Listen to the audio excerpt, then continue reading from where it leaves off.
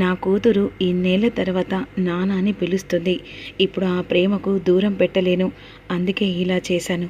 ఒకవేళ నా కూతురికి నేనే గగన్ని చంపిన విషయం తెలిస్తే మళ్ళీ నన్ను ఒక్కసారి కాదు కదా, జన్మలో ఎప్పుడూ క్షమించలేదు. అదే కదా నాకు కావాల్సింది అని చెప్పేసి సూర్య మనసులో అనుకుంటూ ఉంటాడు. సరే సార్, మీరు ఎలా అయితేంది, నాకు ఫోన్ తీసుకొచ్చిస్తే ఇప్పుడు కేసు గురించి పక్కన పెడితే ఇక నిన్ను అపార్థం చేసుకునే ఛాన్స్ కూడా ఉండదు కదా సార్. ఒక్కసారి మీరు ఆలోచించండి. అయినా పర్సనల్గా ఒకటి చెప్పాలనుకుంటున్నాను సార్. ఏంటి సూర్య? ఏం లేదు సార్, ఇప్పుడు భూమి గగన్ గురించి బాగా ఆలోచిస్తూ బాగా డిప్రెషన్లోకి వెళ్ళిపోతుంది. అలాంటప్పుడు భూమిని వేరే వాళ్ళకిచ్చి పెళ్లి చేస్తే సరిపోతుంది కదా. అంటే నీకు తెలిసిన మంచి సంబంధం, నీకు తెలిసిన వ్యక్తి ఇక ఒక మంచి అబ్బాయిని ఇచ్చి పెళ్లి చేస్తే అప్పుడు ఆ గగన్ని మర్చిపోయే ఛాన్స్ ఉంటుంది కదా. ఇలా ఎన్నాళ్ళు సార్ ఆ గగన్ కోసం ఇలా బాధపడుతూ మిమ్మల్ని బాధపడుతూ నిజాన్ని బయట తవ్వాలని చెప్పేసి ప్రయత్నిస్తున్న భూమికి మనం చెక్ పెట్టచ్చు కదా. ఒక్కసారి మీ కూతురు గురించి కూడా ఆలోచించండి సార్. ఎప్పుడు గగన్ తలుచుకుంటూ బాధపడుతూ మీరు తనని చూస్తూ బాధపడకంటే తనకి మంచి సంబంధం చూస్తే పెళ్లి చేస్తే సరిపోతుంది కదా. అవును సూర్య, ఇన్ని తర్వాత నువ్వు చెప్పింది కరెక్ట్గా ఉంది. వాడిని తలుచుకుంటూ బాధపడుతున్న నా కూతురి బాధను నేను ఏమాత్రం కూడా ఓదార్చలేకపోతున్నాను. ఒకవేళ మంచి సంబంధం చూసి పెళ్లి చేస్తే సరిపోతుంది కదా. మరి మీరు ఎవరైనా ఆలోచించారా?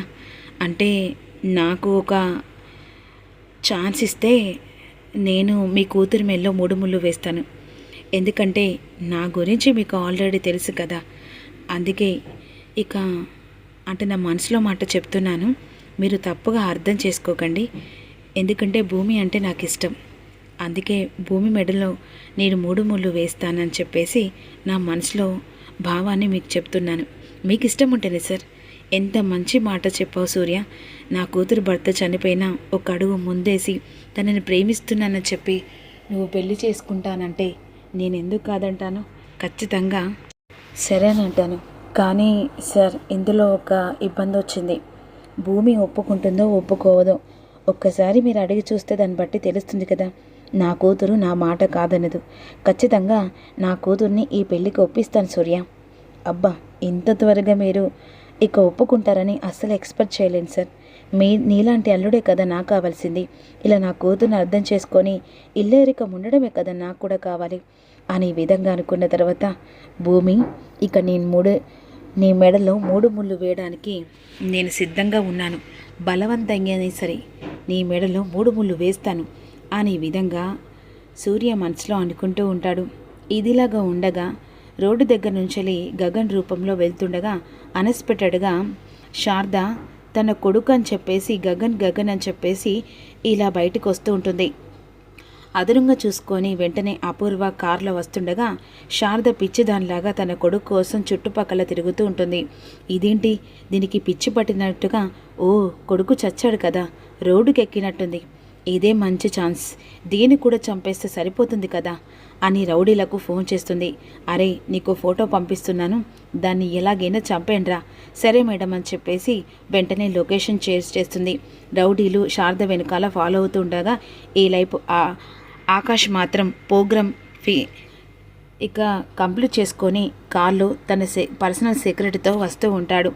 ఆ సమయంలో రేపు ఏ ప్రోగ్రాం ఉంది అని చెప్పేసి తన పర్సనల్ సెక్రటరీని అడుగుతూ ఉండగా, రేపు ఇక వేరే వైజాగ్లో ఉంది సార్, మీరు అటెండ్ అవుతానంటే నేను అక్కడ వెంటనే బుక్ చేస్తాను సార్. సరే, రేపు ఓకే, రేపు ఏదైనా ప్రోగ్రాం ఉంటే దాన్ని బట్టి చూద్దాంలే అని చెప్పేసి ఈ విధంగా మాట్లాడుకుంటూ కారులో వస్తుండగా అన్ఎక్స్పెక్టెడ్గా రౌడీలు శారద వెనుకాల చంపడానికి వస్తుండగా వెంటనే కారుకు డాష్ కొడుతుంది. అక్కడే పడిపోతుంది శారద. కారు ఒక్కసారిగా ఆపేస్తాడు. ఏమైంది డ్రైవర్? ఎవరో ఆవిడ కారు కింద వచ్చి పడ్డది సార్. అయ్యో, ఏమన్నా అయిందా అని చెప్పేసి కారులో నుంచి ఆకాష్ దిగేస్తాడు. వెంటనే కారు కింద పడి లేస్తుంది. ఒక్కసారిగా సారీ మేడం, దెబ్బ తగిలిందా అని చెప్పేసి చేపట్టుకుంటాడు. నాన్న గగన్ అని చెప్పేసి తన సంతోషానికి అవధులు ఉండదు. తన కొడుకుని చూసినాక ఇక నిజమా కళ అని చెప్పేసి చాలా మురిసిపోతూ ఉంటుంది. ఇక నాన్న గగన్ వీళ్ళు నన్ను చంపడానికి వస్తున్నారా అని విధంగా అంటూ వెంటనే రౌడీలు ఇక అరే నీ దారిని నువ్వు చూసుకొని వెళ్ళరా అని ఈ విధంగా అంటుండగా వెంటనే నా దారిని నేను చూసుకొని వెళ్ళానా అని ఒక్కొక్కరు తాట తీసిన తర్వాత రౌడీలు అక్కడి నుంచి వెళ్ళిపోతాడు. సారీ ఆంటీ, ఈ చీకట్లో మీరు ఎక్కడికి వెళ్తున్నారు? మిమ్మల్ని ఇంటి దగ్గర డ్రాప్ చేస్తాను. నాన్న గగన్ గగన్ అని చెప్పేసి గట్టిగా హక్ చేసుకొని తన కొడుకు ముద్దులు పెడుతూ, ఇన్ని రోజుల తర్వాత ఎక్కడికి వెళ్ళావు నాన్న? అయినా ఈ అమ్మని చూస్తూ ఎందుకు అలా దూరంగా వెళ్తున్నావు అని అంటుండగా అప్పుడు వెంటనే అక్కడున్న పర్సనల్ సెక్యూరిటీకి, అదేంటి సార్ మిమ్మల్ని చూసి తన కొడుకు అంటుంది. సర్లే తనని ఇంటికాడ డ్రాప్ చేద్దాంలే. ఇక మీ ఇల్లు ఎక్కడండి అని అడుగుతుండగా, అదేంటిరా అలా అంటున్నావు, మన ఇల్లు ఇక్కడే రారా అని చెప్పేసి వెంటనే ఇక గగ్గని ఇంటి దగ్గర దాకా తీసుకెళ్తుంది.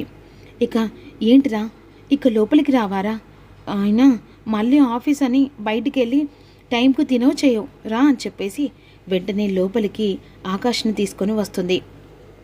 లోపలికి వచ్చిన తర్వాత కూర్చోబెట్టి చకచకా వంట చేస్తూ ఉంటుంది. సార్ ఇంటికి వెళ్దాం 10 minutes అని చెప్పేసి అలా కూర్చున్న తర్వాత వెంటనే తన కొడుకు తనకి నచ్చిన ఐటమ్స్ అన్నీ చేసి పెట్టి కలిపి తినబెడుతూ ఉంటుంది. సరే అండి ఇక నేను బయలుదేరుతాను. అదేంటిరా ఎక్కడికి వెళ్తావు? అయినా ఇది నీళ్ళురా, ఇక మళ్ళీ ఆఫీస్ అని బయటికి వెళ్తావా?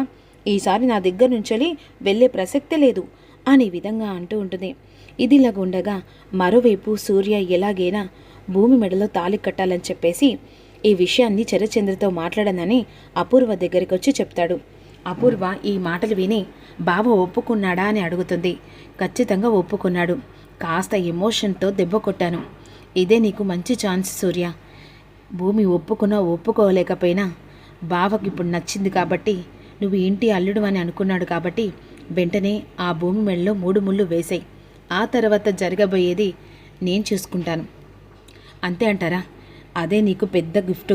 ఇప్పుడు బావ ఒప్పుకున్నాడంటే వెంటనే భూమి ఎవరు లేని టైంలో చూసి తన మెడలో బలవంతంగా 3 ముళ్ళు వేసినా పర్లేదు అనే విధంగా అనుకుంటాడు.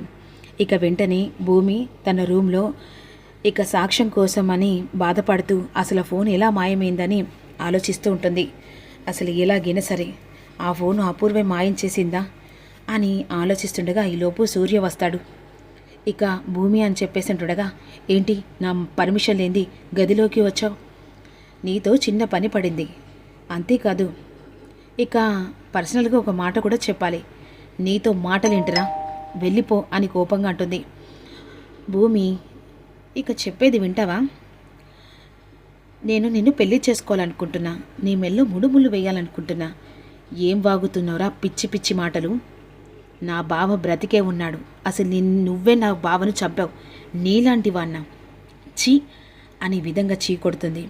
నువ్వు ఇలా ఒప్పుకోవని నాకు తెలుసు. అందుకే బలవంతంగా నీ మెల్లో 3 ముళ్ళు వేస్తే అప్పుడు నువ్వు ఏం చేయలేవు కదా. అందుకే బలవంతంగా నీ మెడలో నేను 3 ముళ్ళు వేయాలని ఫిక్స్ అయిపోయాను. ఇప్పుడు నేను ఎవరొచ్చి కాపాడుతారో నేను చూస్తాను అనే విధంగా వెంటనే తన పాకెట్లో ఉన్న తాళిబొట్టు తీస్తాడు. సూర్య, నేను మర్యాదగా చెప్తున్నాను, ఇక్కడి నుంచి వెళ్ళిపో అని అంటుండగా, నేను వచ్చింది వెళ్ళడానికి కాదు భూమి, నీ మెడలో 3 ముళ్ళు వేయడానికి అని బలవంతంగా భూమి మెడలో తాళి కడుతుండగా అదే సమయానికి ఇక గట్టిగా అరుస్తుంటుంది. నా మెడలో తాళి కడితే చంపేస్తానని గట్టిగా అరుస్తూ ఉంటుంది. మరి సూర్య భూమి మెడలో తాళి కడతాడా? ఆ సమయంలో ఆకాష్ గగన్ రూపంలో వచ్చి భూమిని కాపాడుకుంటాడా అనేదే అప్కమింగ్లో తెలుసుకుందాం. Don't miss you. చిన్న లైక్ చేసి కామెంట్ చేయండి, అలాగే సపోర్ట్ కూడా చేయండి ప్లీజ్.